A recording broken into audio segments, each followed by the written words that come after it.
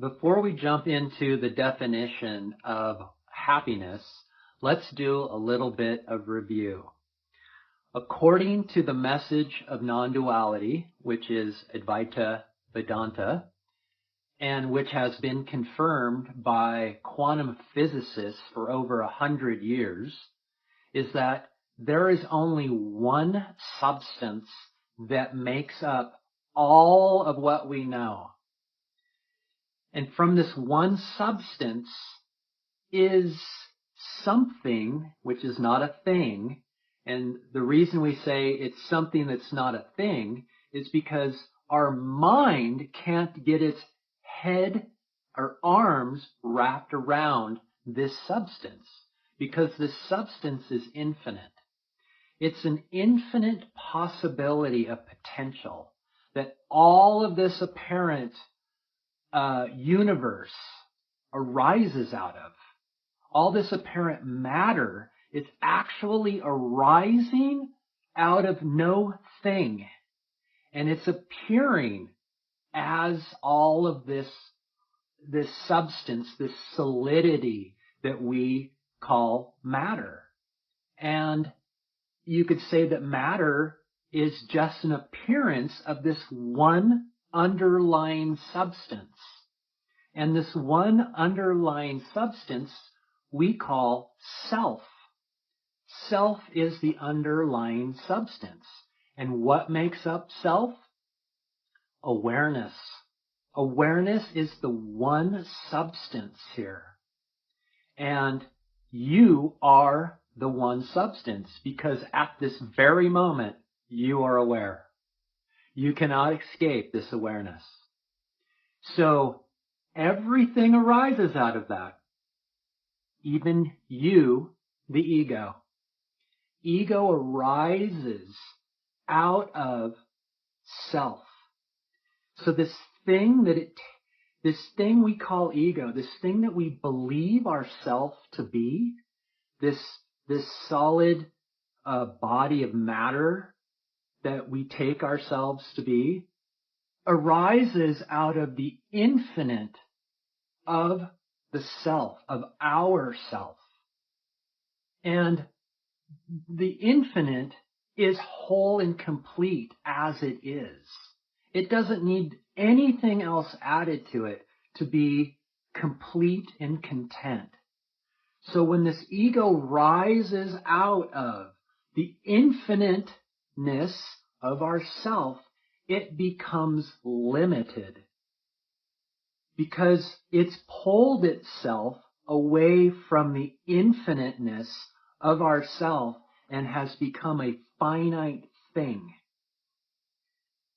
And the moment it does that, it has the sense of lack, because it's not attached to its source of infiniteness.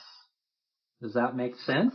When it pulls itself away from the infinite and thinks that it's this thing, this body that has lack. And in that lack, it creates something, as we know, we call desire. And what is it desiring? It's actually desiring to go home to the love of itself. But it has become confused. It thinks that the manifestation, all of this world and universe that's appearing in front of us, is the solution to fill its desire. So it's out in the world trying to grab onto anything it can to fill this lack, to fill its desire. And so it goes on this lifelong journey of relationships, of substances, of adventures, of accomplishments. And it's trying to find wholeness in this world out here, when all it needs to do is turn around and go home to itself. That's where wholeness is. That's where the absence of desire lies. And in the absence of desire, we feel happy. So apply this to your life, right? You go off in the world and you try to gain relationships or accomplishments, or you try to get, seek higher levels of consciousness through substances. Any of that is the ego's attempt to try to find wholeness in a place that it can't be permanent wholeness. Because as you see, you go from one instance to the next trying to find happiness, from relationship to relationship, or maybe accomplishment to accomplishment, or maybe substance to substance, and it's constantly seeking wholeness to end its desires so that it can be happy.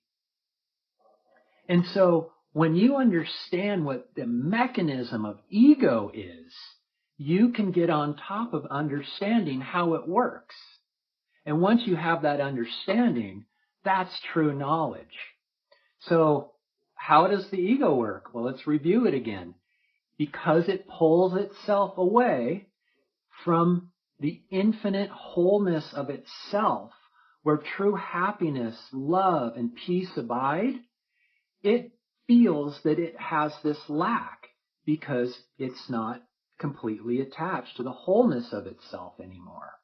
And because it feels this lack, it is out in the world trying to grab onto all of these activities that I just mentioned, trying to find wholeness and completeness so that it can be satisfied and happy.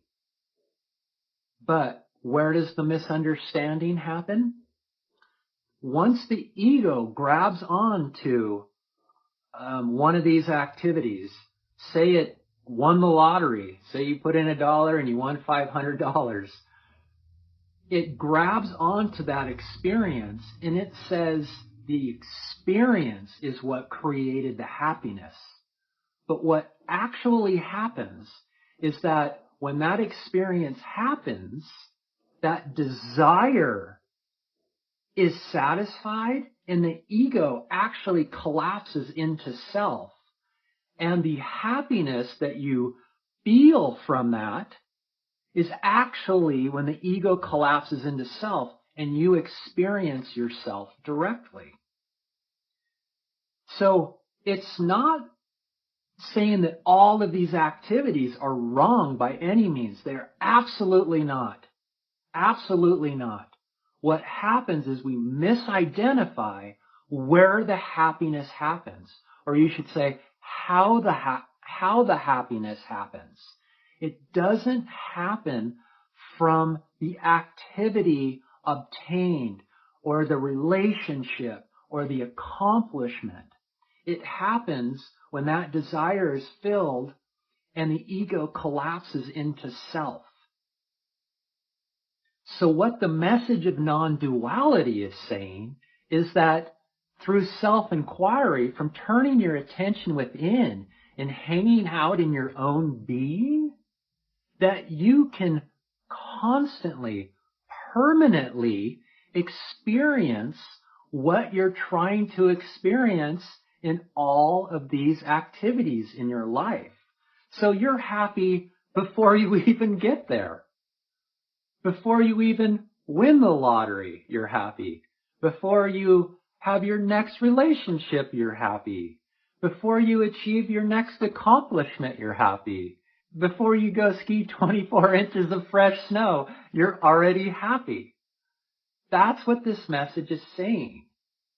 So that when you get to these activities, you're already whole and complete. You're showing up to them in the greatest form you could actually be, which is yourself. And then you can experience these activities directly for what they are.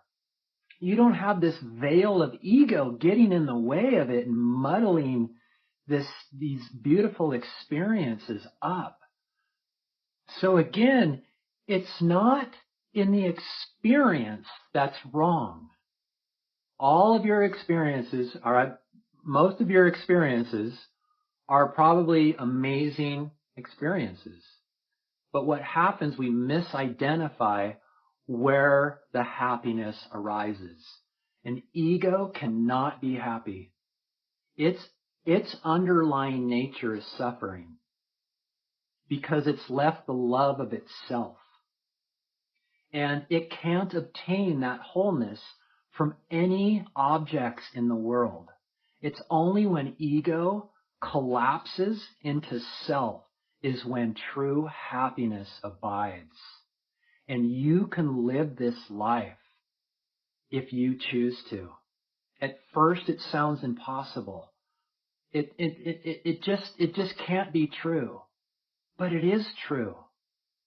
All you need to do is turn within at this very moment and see that this place within you actually exists. It is your true home. It is your true nature. You don't have happiness. You are happiness. And when you are happiness, you come in line with reality. And everything gets easier. Life gets more peaceful. It's only this ego that we've misidentified with, that we believe to be reality, is not reality. It is a false reality. There's only one reality, and that's the infiniteness of our unconditional love of ourself.